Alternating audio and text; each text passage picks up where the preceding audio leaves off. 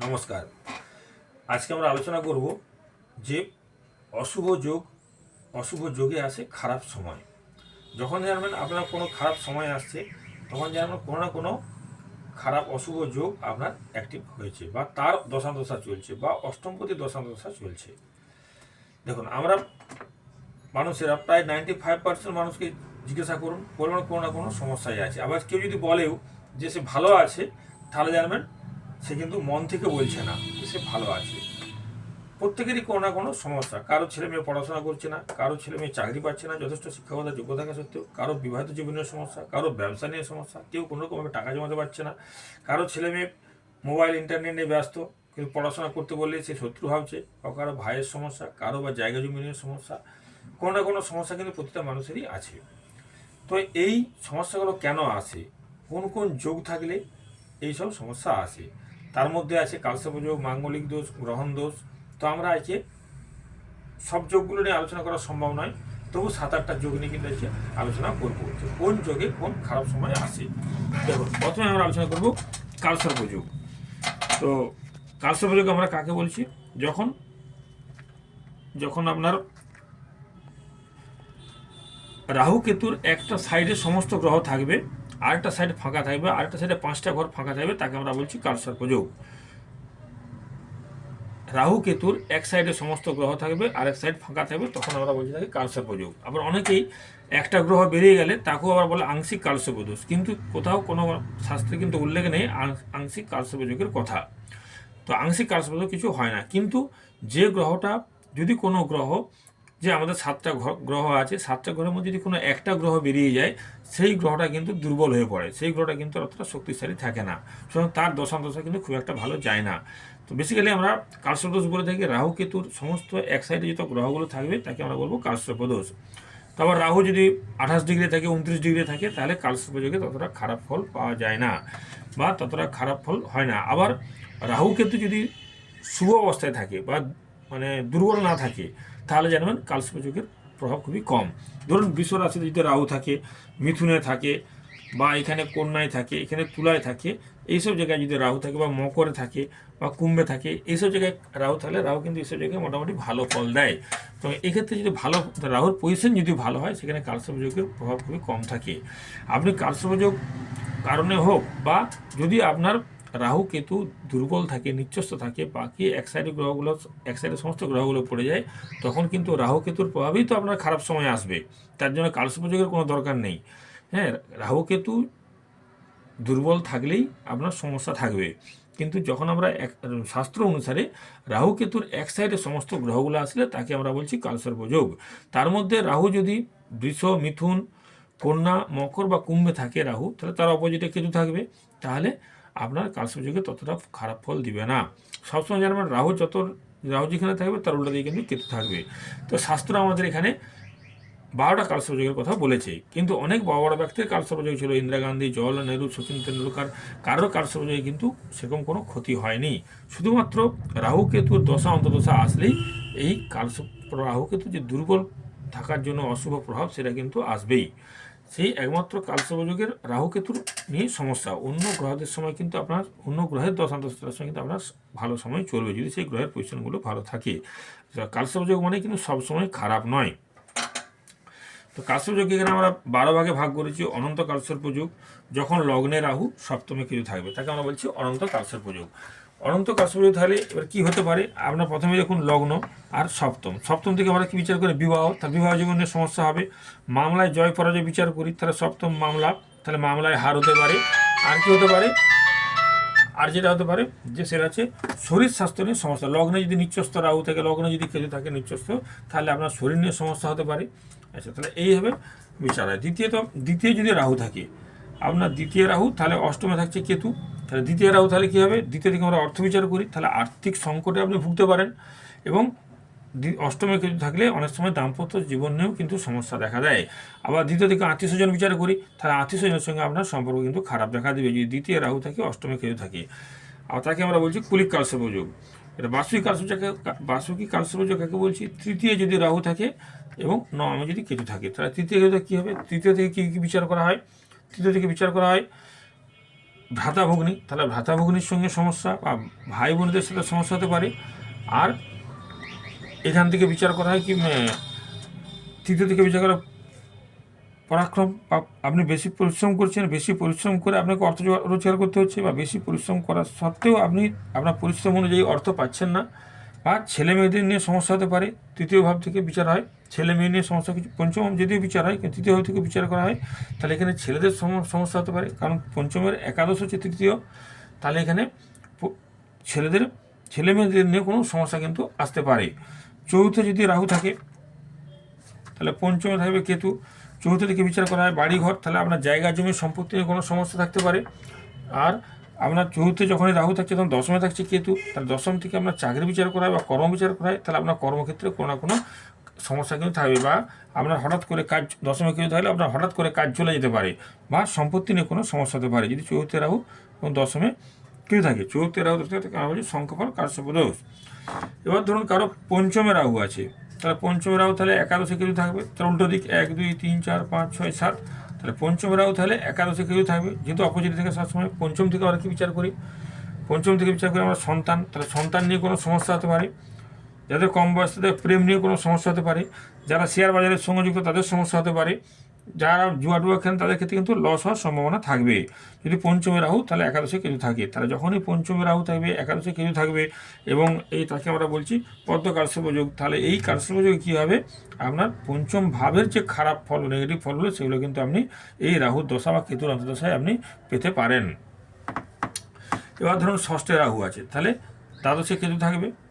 ষষ্ঠে রাহু দ্বাদশে কেতু থাকলে কী হবে, ষষ্ঠ থেকে যেগুলো বিচার করা হয়, তাহলে ষষ্ঠ প্রশ্ন করে জাতকের হচ্ছে ষষ্ঠ থেকে রোগ বিচার করা হয়, তাহলে যে কোনো আপনি কঠিন রোগে ভুগতে পারেন। আপনার ষষ্ঠ থেকে প্রতিযোগিতামূলক পরীক্ষা বা চাকরির ক্ষেত্রে আপনি শত্রুর সম্মুখীন হতে পারেন, বা এমনকি এখানে হাজত বাস পর্যন্ত হতে পারে। দ্বাদশে যেহেতু কেতু আছে, দ্বাদশ থেকে জেল হাজতে কিন্তু বিচার করা হয়।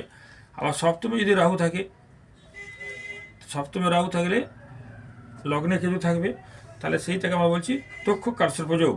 তখন কী হবে, সপ্তমে রাহু লগ্নে কেতু, তাহলে এক্ষেত্রে কিন্তু সেই সপ্তম ভাবে যদি কেতু থাকে তাহলে আপনার সপ্তম ভাবে যদি রাহু থাকে সেই বিবাহিত জীবনের সমস্যা দেখা দিবে, বা আপনার পার্টনারের অকাল মৃত্যু হতে পারে, বা ব্যবসা বাণিজ্যে প্রচুর লস হতে পারে।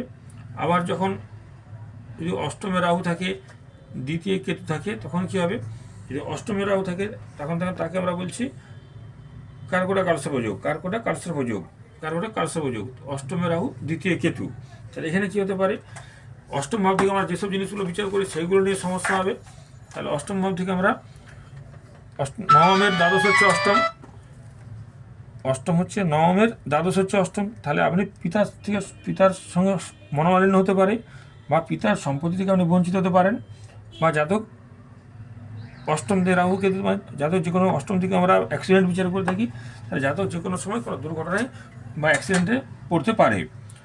এরপর হচ্ছে নবমে রাহু তৃতীয় কেতু, তাহলে যখন নবম হচ্ছে ভাগ্যস্থান, তাহলে এখানে হচ্ছে আপনার ভাগ্য সাথ দিবে না।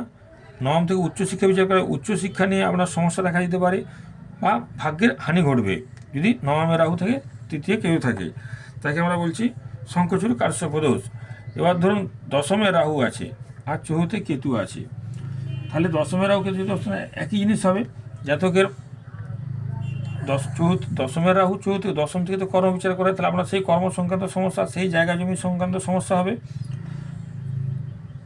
দশম ভাব থেকে যা যা বিচার করে চাকরি মান সম্মান প্রতিষ্ঠা, সেই ক্ষেত্রে আপনার সমস্যা কিছু দেখা দেবে বা অর্থনৈতিক পর্যায়ে আসতে পারে। এরপর যদি আপনার একাদশে আসে রাহু, তাহলে পঞ্চমে আসবে কেতু, একাদশে রাহু পঞ্চমে কেতু আসলে তাকে আমরা বলছি বৃহৎ কালসর্পদোষ।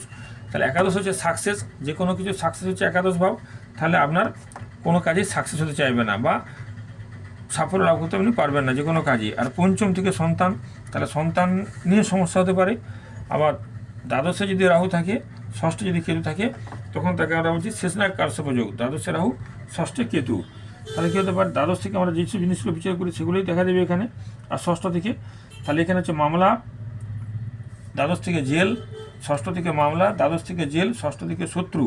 তাহলে এই আপনার জেলে যাওয়ার সম্ভাবনা থাকতে পারে, ষষ্ঠে রাহু, ষষ্ঠে কেতু থাকলে শরীর নিয়ে সমস্যা, ঋণধারে জড়িয়ে পড়তে পারেন, মামলায় পরাজয় হতে পারে। আর অকারণে প্রচুর ব্যয় হওয়ার সম্ভাবনা, যেহেতু দ্বাদশে কেতু আছে, দ্বাদশে ব্যয়ভাব, তাহলে প্রচুর অর্থ সংকটে আপনি ভুগতে পারেন বা আপনার খরচাটা আরও বেশি হতে পারে। এইভাবে কালসর্পযোগ এক একটা করে এক একটা ভাবের উপর ফল দেয়। অর্থাৎ কালসর্পযোগে রাহু কেতু যদি আপনার অশুভ অবস্থায় থাকে, তাহলে কিন্তু আপনার কালসর্পযোগের খারাপ প্রভাব আপনি পাবেনই, সেটা কালসর্পযোগের কারণেই হোক বা রাহু কেতু নিচস্থ থাকার কারণেই হোক। জন্মছকে আরও যেসব ছকগুলো থাকে আমাদের মাঙ্গলিক জানি আমরা, কারো যদি জন্মছকে লগ্নে মঙ্গল থাকে, চতুর্থে মঙ্গল থাকে, সপ্তমে মঙ্গল থাকে, অষ্টমে মঙ্গল থাকে এবং দ্বাদশে মঙ্গল থাকে, তাহলে লগ্ন, চতুর্থ, সপ্তম, অষ্টম, দ্বাদশ, 1, 4, 7, 8 বারে যদি কারো মঙ্গল থাকে তাকে আমরা বলছি মাঙ্গলিক। তাহলে এখানেও আবার প্রভাব আছে, মাঙ্গলিকের প্রভাবে কিন্তু জীবনে অনেক কিন্তু সমস্যা দেখা দেয়। এই মাঙ্গলিক দোষের কারণে যেগুলো হয়, বিশেষ করে মঙ্গলের কারণে মাথা গরম হয়, স্বামী স্ত্রীর মধ্যে প্রচণ্ড রকমের অশান্তি চলে, মতের অমিল হয়, স্বামী স্ত্রীর কারণে কারো শরীর নিয়ে সমস্যা দেখা দেয়, বারবার অপারেশন হতে পারে বা আত্মহত্যা করার প্রবণতা আসতে পারে, অকাল মৃত্যু হতে পারে, ডিভোর্স হতে পারে এবং স্বামী স্ত্রী কারো জীবনে কিন্তু তৃতীয় ব্যক্তির প্রবেশও ঘটতে পারে এই মাঙ্গলিকের কারণে। তো এক্ষেত্রেও দেখা প্রয়োজন, ধরুন কারো মেষে মঙ্গল আছে, তাহলে মেষের অধিপতি মঙ্গল, তাহলে এখানে মাঙ্গলিকের প্রভাব কম। কারো ধরুন মঙ্গল আছে মকরে, মকরে মঙ্গল আছে, কারো ধরুন 1, 4, 7, 8 যা কিছু বললো মকরে যদি কারো মঙ্গল থেকে, মঙ্গল উচ্চস্থ মঙ্গল, তাহলে এখানে কিন্তু মাঙ্গলিকের প্রভাব কম। আবার বৃশ্চিক রাশি যদি কারো মঙ্গল থাকে, সেটা যদি 1, 4, 7, 8, 12-র মধ্যে পড়ে, সেখানেও কিন্তু মাঙ্গলিকের প্রভাব খুব কম। সুতরাং কারণ মঙ্গল নিজের ঘরে থাকলে মাঙ্গলিকের প্রভাব অবশ্যই কম থাকবে। তাহলে এই মাঙ্গলিকের কারণে কিন্তু বিবাহিত জীবনে অনেক সমস্যা কিন্তু দেখা দেয়। আবার ধরুন গ্রহণ দোষ হয়, দেখুন রবি প্লাস রাহু যদি একসঙ্গে থাকে তাকে আমরা বলছি এটা গ্রহণযোগ। এই রবি কি হচ্ছে মান সম্মানের কারক গ্রহ, রবি পিতার কারক গ্রহ, আর রাহু হচ্ছে চন্দ্রের কারক গ্রহ। তাহলে এখানে রাহু রবি যদি গ্রহণযোগ হয় এবং রাহু যদি বিশেষ করে নিচ্ছস্থ হয়, তাহলে কিন্তু পিতার সঙ্গে বিবাদ হতে পারে।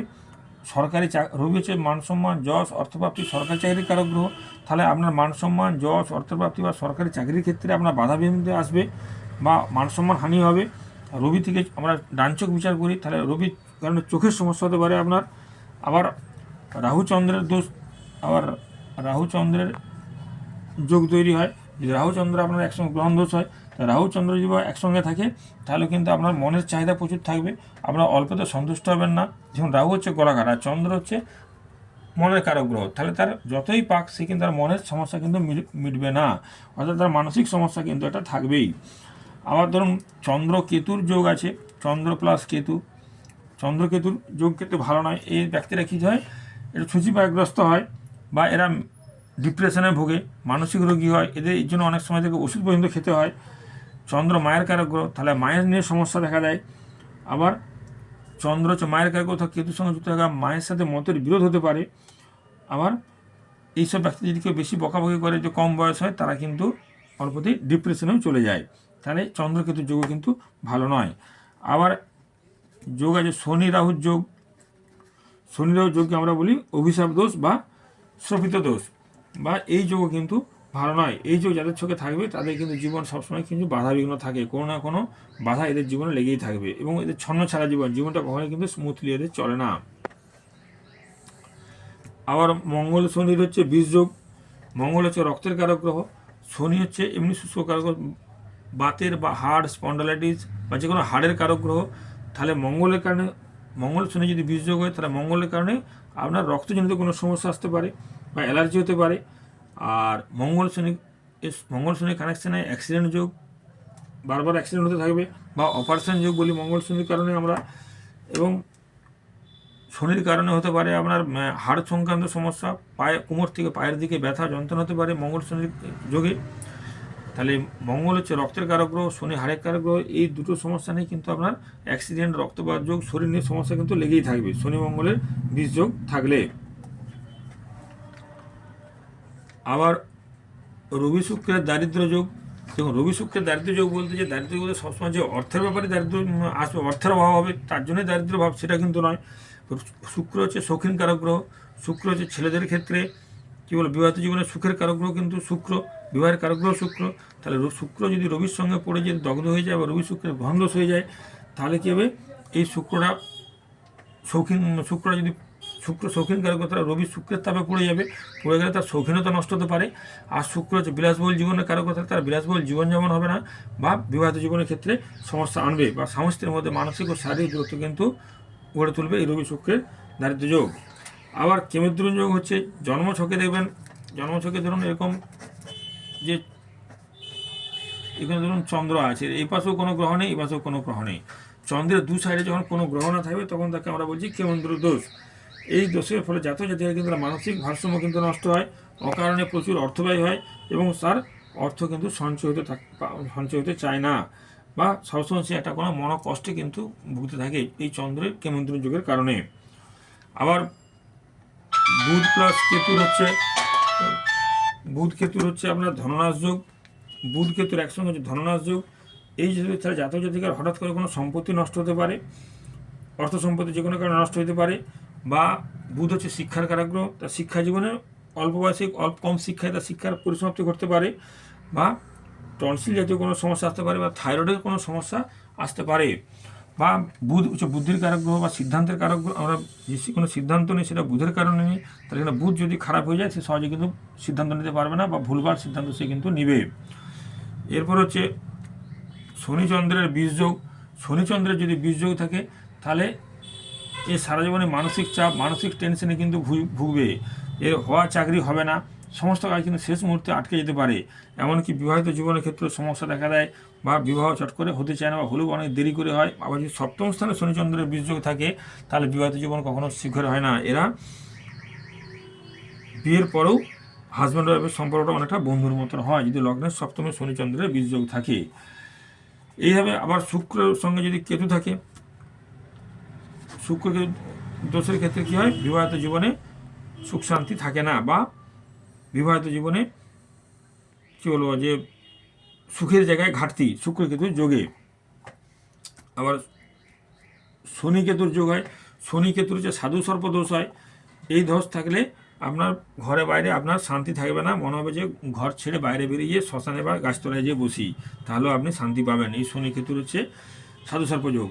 এরা সংসার জীবনে এদের ভালো লাগবে না, এরা কোনো নির্জন জায়গা সবসময় পছন্দ করবে। এরপর হচ্ছে বৃহস্পতি প্লাস রাহুর, বৃহস্পতি রাহুর হচ্ছে গুরুচণ্ডাল দোষ। এই দোষে জাতক জাতিকা থাকলে মা বাবা শিক্ষক বা ঊর্ধ্বতন কর্তৃপক্ষ সবার সঙ্গে কিন্তু এর মতের অমিল হবে বা আপনার গুরুজন স্থানীয় ব্যক্তির সঙ্গে কিন্তু আপনার মতের অমিল হবে বা বিবাদে জড়িয়ে পড়বেন আপনি। এইভাবে এক একটা যোগ আপনাকে কিন্তু এক একটা রকম ফল দিয়ে থাকে। এছাড়াও এই বৃহস্পতি রাহু যোগে কিন্তু গুরুজন স্থানের ব্যক্তি বড়দের সাথে মতের অমিল এটা কিন্তু থাকবেই। আর হচ্ছে রবি শনির বীজ যোগ। রবি শনির বীজ যোগ হয়, এই যোগে চোখের সমস্যা আসতে পারে। রবি যদি চোখের কারক গ্রহ, রবি সম্মানের কারক তাহলে মান সম্মান পাবেন না, আপনার যোগ্যতা অনুযায়ী সম্মানন হতে পারে বা দুর্নাম বদনামের ভাগিদার হতে পারেন আপনি। আর পিতার সঙ্গে বনিবানা হবে না রবি শনির বীজ যোগ থাকলে। এরকম কয়েকশো যোগ আছে যেগুলোর থেকে যখনই এই যোগগুলোর দশান্তদশা আসবে তখনই কিন্তু আপনি সেই ফলগুলো পাবেন। তো এই যোগগুলো সবসময় প্রতিকার করে নেবেন, যে কোনো ভালো জ্যোতিষীর কাছে যেয়ে এই যোগগুলোর প্রতিকার করে রাখবেন, নাহলে এগুলো কিন্তু এই যোগগুলো যখনই দশা অন্তদশা আসবে যোগগুলোর তখনই কিন্তু আপনাকে ঝামেলা অশান্তি কিন্তু এই যোগগুলো কিন্তু ফেলবেই। নমস্কার।